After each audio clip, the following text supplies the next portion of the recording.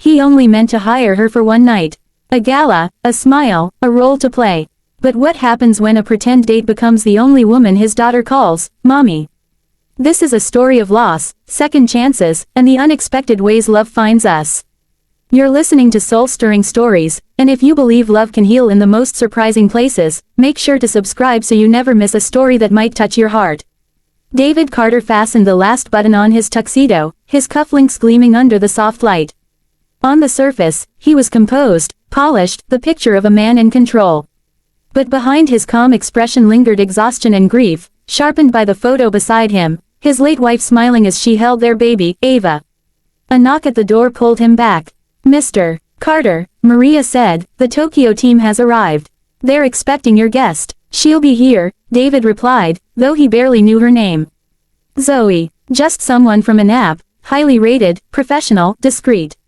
Nothing more than an illusion for the night." Elsewhere, Zoe stood in front of a mirror, smoothing her navy evening gown. Her golden hair fell in curls around her shoulders, her face calm but carrying a certain weight. She had done this before, slipping into a role, smiling for strangers.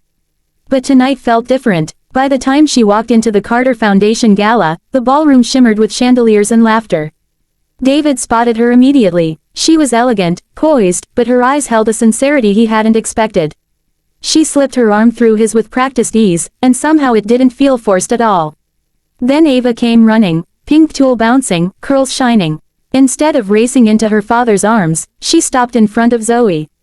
Zoe knelt naturally. "Hi there," she whispered. Ava studied her with wide eyes, then placed her small hand into hers. "Can she stay forever?" she asked, sending ripples of laughter through the crowd. The executives, once stiff and guarded, softened at the sight.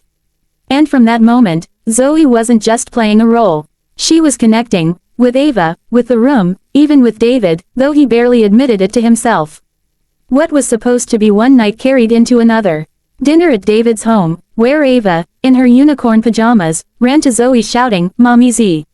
The pretend family game began.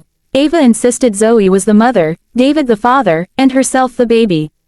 Zoe laughed, unsure whether to be touched or embarrassed. But the game wove its way into reality. When Ava asked David to kiss Zoe goodbye, he hesitated before placing a gentle kiss on her cheek. It was just pretend, or so he told himself.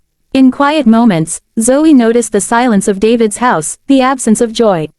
She noticed the photo of his late wife, Lily, warm, kind, gone too soon.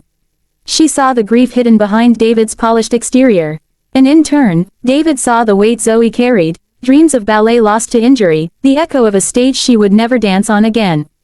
They shared that silence, two people scarred in different ways but learning, slowly, how to live again. Zoe began teaching Ava little dances in the backyard.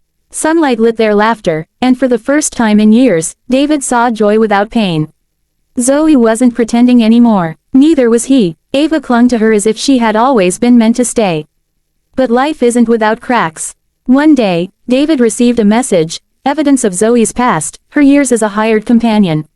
Doubt clouded everything. He confronted her, and though Zoe admitted the truth, insisting what she felt with him and Ava was real, his silence broke her. She left, her letter left behind. "I hoped one day I'd be more than the woman you hired. This time I didn't know how to stop." The house felt empty, without her, until weeks later, when David found her again, at a ballet studio, guiding children with a grace she thought she'd lost. He walked in with a box, inside a pair of tiny ballet shoes Ava had once worn. His voice trembled as he told her she hadn't replaced his wife, she had created a new place in their lives, a place all her own. "Will you dance through life with us? Not just for today, not just for Ava, but forever." Her tears answered before her words. They married quietly, not with chandeliers but fairy lights, paper lanterns, and love. Ava scattered petals in a tutu. Their guests weren't dignitaries or CEOs but people whose lives had been touched, students, mothers, friends. It wasn't grand, but it was sacred. Together, they built something lasting. David honored Lily with a memorial fund for single mothers. Zoe transformed her love of dance into the Carter Ballet House, a community where every child could belong. And Ava, growing brighter each day, was the heart that bound it all together. 1 year later, at the showcase, Ava twirled in her white dress. She stumbled, laughed, then ran into Zoe's arms. David joined them, and the three of them bowed together as the room erupted with applause. It wasn't perfection, it was family. Some families are born, others are built. Theirs was danced into existence.